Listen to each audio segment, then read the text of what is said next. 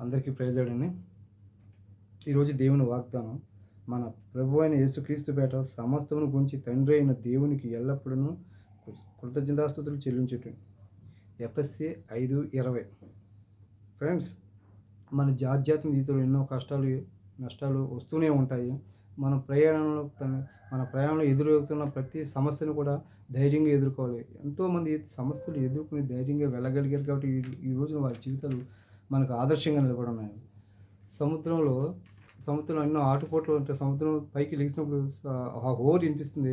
ప్రశాంతంగా ఉన్నప్పుడు నెమ్మదిగా ఉంటుంది. అలాగే ఒక ఆర్గాన్ సంగీతం చేసే ఆహ్, మ్యూజిక్‌ది అది మనం వైట్ బటన్స్ నొక్కినప్పుడు స్వరం మెల్లగుంటుంది. బ్లాక్ బటన్ నొక్కినప్పుడు స్వరం లెగుస్తుంది. సంగీత స్వరంలో నల్లని బటన్స్, తెల్ల బటన్స్ 2 కలిపి నొక్కినప్పుడే దాని యొక్క సామర్థ్యం ఏంటో బయటపడుతుంది.